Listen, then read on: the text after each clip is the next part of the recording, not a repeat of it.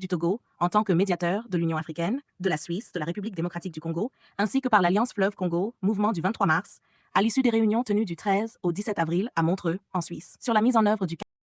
accord de paix global. Début de la déclaration, du 13 au 17 avril, des représentants du gouvernement de la République démocratique du Congo et de l'Alliance Fleuve Congo, mouvement du 23 mars, AFC M23, ainsi que de l'État du Qatar, des États-Unis d'Amérique, de la République du Togo en tant que médiateur de l'Union africaine et de la Suisse, se sont réunis à Montreux, en Suisse, afin de discuter du protocole relatif à l'accès humanitaire et à la protection judiciaire, conformément aux dispositions du cadre de Doha pour un accord de paix global entre le gouvernement de la RDC et l'AFC M23, signé à Doha le 15 novembre 2025. Le gouvernement de la RDC et l'AFC M23, les partis, ont reconnu l'importance cruciale d'assurer une assistance humanitaire vitale aux populations de l'Est de la RDC et ont réalisé des progrès substantiels vers la conclusion d'un protocole sur l'accès humanitaire et la protection judiciaire. Au cours des négociations, les partis ont convenu de se conformer à toutes leurs obligations en vertu du droit international humanitaire, du droit international des droits de l'homme et du droit international des réfugiés, selon le cas. Les parties ont également convenu de s'abstenir de toute attaque, destruction, enlèvement ou mise hors d'usage des biens indispensables à la survie de la population civile, notamment les denrées alimentaires, les zones agricoles destinées à la production alimentaire, les cultures, le bétail, les installations d'eau potable et les systèmes d'irrigation, ainsi que les infrastructures et les services de télécommunication et d'énergie, de même que les hôpitaux et les écoles. Les parties ont reconnu que l'assistance humanitaire comprend, sans s'y limiter, les activités et services liés à l'approvisionnement en nourriture, nutrition, soins de santé, eau, assainissement et hygiène, abri, tout en garantissant que la protection des civils demeure primordiale lors des hostilités.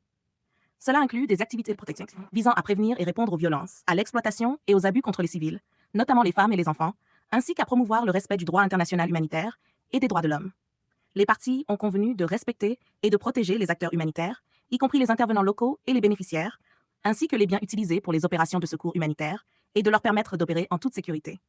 Les parties ont convenu, chacune selon ses capacités, de faire tout leur possible pour éviter le détournement ou le pillage de l'aide humanitaire.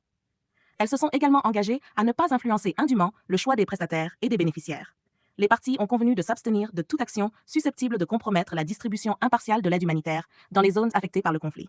Elles ont également convenu de faciliter un accès humanitaire rapide, sans entrave, sûr et durable, ainsi que la liberté de mouvement du personnel humanitaire, des biens et des services, afin de permettre la fourniture d'une aide basée sur les besoins évalués de manière indépendante, sans discrimination fondée sur la religion, l'origine familiale, la condition sociale, le lieu de résidence, les opinions ou convictions politiques, ou l'appartenance à une race, une ethnie, une tribu ou une minorité culturelle ou linguistique. Le gouvernement de la RDC a accepté de faciliter la création légale, l'enregistrement et le renouvellement rapide et efficace des organisations humanitaires, y compris les organisations internationales et les ONG nationales et internationales opérant dans les zones touchées par le conflit. Les parties ont convenu de faciliter le passage et la liberté de mouvement du personnel humanitaire, des équipements et des convois, ainsi que de définir, en coordination avec le cadre technique de consultation TC et le cadre national de consultation humanitaire CNCH, une cartographie harmonisée des zones d'intervention et des corridors humanitaires prioritaires. Les parties ont convenu de respecter, protéger et faciliter la fourniture continue des services essentiels à la population civile et de s'abstenir de toute action susceptible de compromettre ces services, tout en facilitant l'accès aux services sociaux de base, alimentation, eau, soins de santé, logement, éducation. Elles se sont engagées à prendre en compte l'impact humanitaire lors de la mise en œuvre de mesures affectant ces services. Dans toute la mesure du possible et sans délai, les parties se sont engagées à fournir les soins médicaux nécessaires aux blessés et aux malades, notamment en prenant toutes les mesures possibles pour les rechercher, les recueillir et les évacuer. À cette fin, elles faciliteront le transport des fournitures médicales et de secours humanitaires par des organisations impartiales afin de soutenir le fonctionnement des structures de santé dans les zones touchées. En complément de ces engagements, les parties, avec la Conférence internationale sur la région des Grands Lacs, CL, ont signé un mémorandum d'entente visant à opérationnaliser le mécanisme élargi conjoint de vérification plus, EGVM+. Cela permettra au mécanisme de supervision et de vérification du cessez-le-feu, COVM, établi dans le cadre de Doha, de commencer ses activités de surveillance, de suivi et de vérification du cessez-le-feu permanent.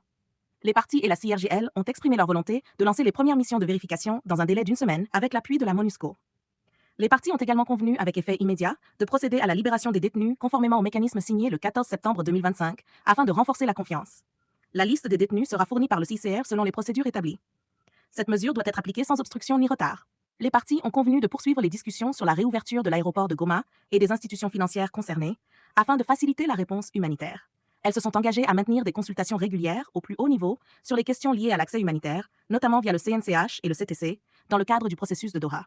Elles ont également salué la visite prochaine à Goma des facilitateurs de l'Union africaine, les présidentes Samba Panza et Saleh Werk. Enfin, les parties ont réaffirmé leur engagement à maintenir la dynamique du processus de paix, à finaliser le protocole sur l'accès humanitaire et la protection judiciaire, et à accélérer les négociations sur les autres protocoles. Elles ont exprimé leur gratitude au Qatar, aux États-Unis, à la Suisse, au Togo, ainsi qu'aux Nations Unies, notamment à travers la MONUSCO, pour leur soutien constant en faveur de la paix et de la stabilité dans l'Est de la RDC et dans la région des Grands Lacs. De n'importe quel pays, la RDC a besoin de vos talents. JobInter est une plateforme propulsée par l'intelligence artificielle.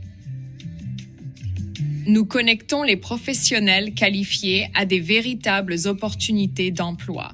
JobInter, là où le talent rencontre les opportunités de travail. Allez-y au JobInter avec tr.com pour vous enregistrer gratuitement.